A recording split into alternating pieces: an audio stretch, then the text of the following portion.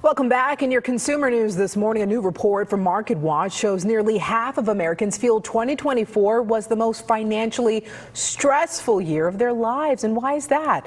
And how can we take care of our financial well-being? Good questions, right? Joining us this morning is Josh Perkins from DeWitt Dunn Financial Services to really help us relieve some of that money-related stress. Good morning to you, Josh. Good morning, Cleo. Glad to have you. Listen, why has this year truly taken such a toll on people's financial health? Well, Cleo, I don't think it's a surprise, but the cost of everything has skyrocketed over the last couple of years. You know, everything's super high: cost of housing, cost of groceries, just the cost of living overall. And most of our incomes have not kept up with it. 2 out of every 3 Americans say that the biggest financial concern that they have is the stress that they're experiencing on a daily basis. Yeah. Almost one of every, oh, sorry, go ahead. No, you were saying 1 out of 1?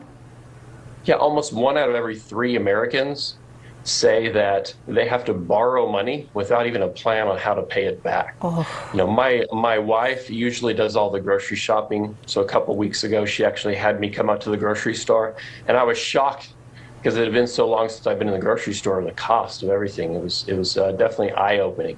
Yeah, a trip to the grocery store, not fun these days, not fun these days at all. Listen, you know, with the holidays right around the corner, the new year as well, why does our financial health matter? If you think about it, if you're stressing and worrying about how to keep a roof over your head, how to keep the lights on, how to keep your family fed, that's going to cause your sleep to be affected. That's going to cause your mental and physical health to be negatively affected. And that in turn is going to cause your job performance to be affected negatively, and also your relationships with your family and friends. It really affects all aspects of your life. If you can get to a point where you have extra money each and every month after the bills are paid, that's going to relieve a lot of that stress, give you a better chance to sleep at night, and improve almost all aspects of your life.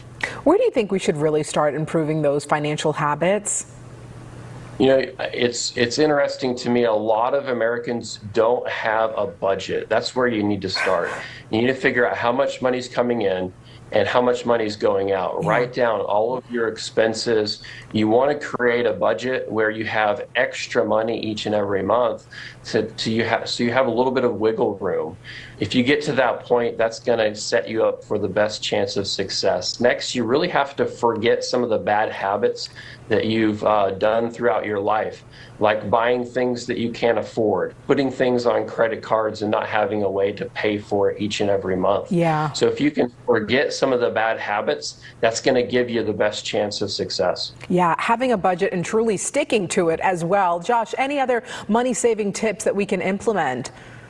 Absolutely. If you get to the point where you are sticking to your budget, getting out of debt, stop borrowing money, then that's going to allow you to start saving for the future. It's important to have an emergency fund, usually 3 to 6 months of living expenses set aside.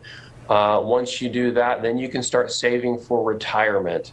And then you probably should seek some financial help. Get a professional on your side to guide you so that you're making proper decisions. You know, it's interesting, in most of our lives, we haven't been taught proper financial principles in school or in our home. There's a lot of great resources. You can go to our website, DeWittandDunn.com. We have some fantastic educational resources there. Financial literacy. Josh, thank you so much for joining us this morning.